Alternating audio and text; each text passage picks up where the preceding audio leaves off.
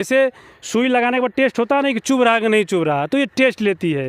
पहले जो है एनआरसी, सीएबी और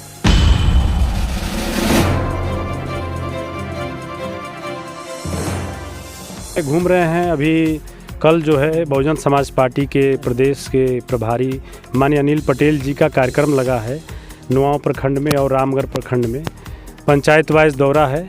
तो उसी के तहत हम लोग यहाँ आए हुए थे। यहाँ सूजपुरा में तरेथा पंचायत का कार्यक्रम है। इसके बाद फिर उनका कार्यक्रम अकोली पंचायत में है, औती में है, नुआंव पजराव में है और सिजुआ में है। लगातार संविधान बचाओ संकल्प यात्रा के तहत जो है माननीय अनिल पटेल जी दौरा कर रहे हैं, लोगों को समझा रहे हैं।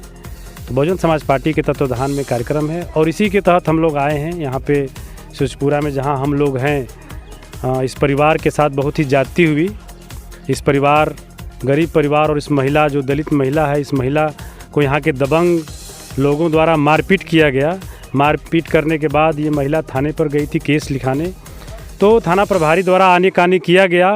उस गिरफ्तार होने के बाद उसको जो है जेल नहीं भेज रहे थे, उसका चालान नहीं कर रहे थे। हमें जैसे ही जानकारी हुई हमने थाना प्रभारी से इस बारे में बात किया, तब जाकर कहीं जो है वो उसका चालान हुआ। तो हम लोग इस परिवार से मिलने भी आए हैं, इनको आश्वासन देने आए। प्रोग्राम करे इससे गरीब गुरबा को क्या फायदा होगा? जब तक इस देश में बहुजन समाज पार्टी की सरकार नहीं होगी और जब तक इस देश में बहुजन समाज पार्टी की राष्ट्रीय अध्यक्षा सुश्री बहन कुमारी मायावती जी प्रधानमंत्री नहीं बनेगी, तब तक इस देश के दलित, पिछड़ों, अकलियतों का उत्थान नहीं हो सकता है। जैसा कि आप लोग जानते हैं कि उत्तर प्रदेश में बहुजन समाज पार्टी की 4 बार सरकार थी और माननीय बहन कुमारी मायावती जी उत्तर प्रदेश की जब मुख्यमंत्री थी, तो वहाँ के दलित, पिछड़ों, अकलियतों, गरीबों का जितना उद्धार हुआ, यूनिवर्सिटी हो गई, कॉलेज हो गई, जितने भी महापुरुषों के नाम पर संस्थाएँ बनी, गरीब के कल्याण के लिए घर बहन जी ने बनाया, हर गरीब को जो है 4-4 एकड़ ज़मीन देने का काम किया। तो जब तक बहन जी इस देश की कुर्सी पर नहीं बैठेंगी, तब तक इस देश के गरीबों का, दलितों, पिछड़ों, अकलितों का उत्थान नहीं हो पाएगा। गठबंधन को लेकर क्या रणनीति चल रहा है सर? देखिए, हमारी बहन सुश्री मायावती जी, इस बारे में उनका एक ही है कि भाजपा और कांग्रेस दोनों सांपनाथ और नागनाथ है। यह दोनों पार्टियाँ जो है दलितों की घोर विरोधी पार्टी है। यह दोनों पार्टियां जो है ये बाबा साहब के सपनों को पूरा नहीं करना चाहती है। तो बहन जी इस देश में एक अकेला ऐसा नेता है जो कि बहुजन समाज के उत्थान के लिए लड़ाई लड़ती हैं। तो जब तक बहुजन समाज पार्टी अभी चुनाव अकेले अपने दम पर लड़ेगी और दोनों पार्टियां डरी हुई हैं, चाहे कांग्रेस का गठबंधन आपका जो बना है नया इंडिया गठबंधन हो, चाहे भारतीय जनता पार्टी का गठबंधन एनडीए गठबंधन हो, दोनों पार्टियां जो है सिर्फ डर है बहुजन समाज पार्टी से। तो जहां भी अभी पिछला चुनाव जब हो रहा था, राजस्थान में, मध्य प्रदेश में, तेलंगाना में, 4-5 स्टेटों में चुनाव हुआ, तो जहां भी बहुजन समाज पार्टी का प्रत्याशी मजबूत स्थिति में था, जीतने की स्थिति में था, जीत रहा था, तो वहां पे कांग्रेस का प्रत्याशी कह रहा था कि अगर मैं नहीं जीतता हूं तो भाजपा को जिता दीजिए, बहुजन न जीते। और जहां भाजपा का उम्मीदवार था, कह रहा था कि कांग्रेस को, मगर मैं नहीं जीतता हूं तो कांग्रेस को जिता दीजिए। बहुजन समाज पार्टी एक राष्ट्र पार्टी है। पूरे देश में बहन जी का जनाधार है, बहुजन समाज पार्टी का जनाधार है। तो ये तो सही बात है कि जब तक बहन जी गठबंधन में नहीं रहेंगी तो कभी भाजपा को अगर हराना होगा तो बहन जी का साथ लेना ही होगा, और जब तक बहन जी नहीं रहेंगे तब तक भाजपा कभी नहीं हार सकती है। का विरोधी लोग हैं, इस पे क्या कहेंगे?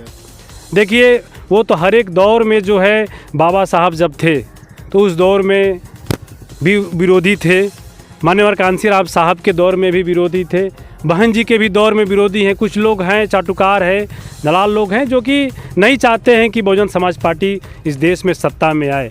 तो उसका जवाब देना है, लोगों को समझाना है, बताना है कि आपकी अगर रहनुमा है, आपकी आवाज़ कोई उठा सकता है तो बहुजन समाज पार्टी है और बहन कुमारी मायावती जी हैं। सर, बिहार की रणनीति कैसी है सर? अभी बिहार में पूरी 40 लोकसभा सीटों पर बहुजन समाज पार्टी बहुत ही मजबूती से तैयारी कर रही है। हम लोगों के जो माननीय प्रभारी रामजी गौतम साहब हैं, उन्होंने सभी सीटों पे तैयारी करने के लिए कह दिया है, बहन जी का निर्देश है। और मजबूती से यहाँ के जो क्षेत्रीय प्रभारी माननीय अनिल पटेल जी, लालजी मेधांकर साहब, सुरेश राव जी और बाकी पार्टी के जितने भी हम लोगों के पार्टी के प्रदेश दिखाएगी। सर भारत में पूरा ड्राइवर हड़ताल पे, इस पे क्या कहेंगे आप? हाँ, भारत में जो है देखिए, यह पार्टी लगातार देश में कानून लाती है, टेस्ट करती है। जैसे सुई लगाने के बाद टेस्ट होता नहीं कि चुभ रहा है कि नहीं चुभ रहा, तो ये टेस्ट लेती है। पहले जो है NRC CAB और ये लाकर जो है अक़लियतों के खिलाफ जो है ये लाई। अक़लियतों के महिलाओं ने पूरे देश में, अक़लियतों ने जो है, मुस्लिम समाज ने जो उसका विरोध किया, आंदोलन किया, सरकार को बैकफुट पे आना पड़ा। किसानों के खिलाफ ये बिल लाई सरकार, किसानों ने सड़कों पर उतर कर आंदोलन किया। फिर खिलाड़ियों के खिलाफ ये लाई, अब ड्राइवरों के खिलाफ लाई। बताइए कि एक ड्राइवर जिसकी तनख्वाह महीने की 4 से 5 हज़ार रुपये है, अगर वह ड्राइवर जाने अनजाने में कहीं दुर्घटना होता है तो वह बताइए 7 लाख रुपया, 10 लाख रुपया कहाँ से देगा? और दूसरी बात कि अगर वह ड्राइवर रुक जाता है तो जैसे हमारे देश का एक चलन है कि गलती किसी की हो, सबसे बड़ी गलती ड्राइवरों की मानी जाती है। और ड्राइवर अगर रुकता है तो तुरंत ड्राइवरों को लोग मारने पीटने लगते हैं। कहीं कहीं ड्राइवरों को लोग मारकर जान से भी मार देते हैं और गाड़ियों को आग लगा देते हैं। तो यह कानून, ये काला कानून, ये सरकार कानून लाई रही है जो कि जनता और समाज के विरोध में हो। क्या ये काला कानून वापस लेना चाहिए? अभी तो सरकार बैकफुट पर है। अभी कल गृह मंत्री के गृह सचिव ने जो है कहा है कि अब ये कानून अभी लागू नहीं हुआ है, लागू होने से पहले ड्राइवरों के जो संघ है उनसे जो है मिलकर बात करने के बाद यह कानून लागू होगा। अपने क्षेत्रवासियों को क्या कहेंगे सर? हम अपने क्षेत्रवासियों से यही अनुरोध करेंगे कि आने वाला जो 2024 का लोकसभा का चुनाव है, पूरा बक्सर लोकसभा की जनता एक एक वोट बहुजन समाज पार्टी के हाथी वाले खाने पर बटन दबाकर माननीय अनिल पटेल जी को बक्सर से सांसद बनाए, ताकि इस देश की कुर्सी पर बहन सुशील कुमारी मायावती जी प्रधानमंत्री बने। अपना परिचय बताएं सर। हमारा नाम सतीश यादव और पिंटू यादव, मैं बहुजन समाज पार्टी प्रदेश महासचिव, जिला जिला कैमूर, बिहार।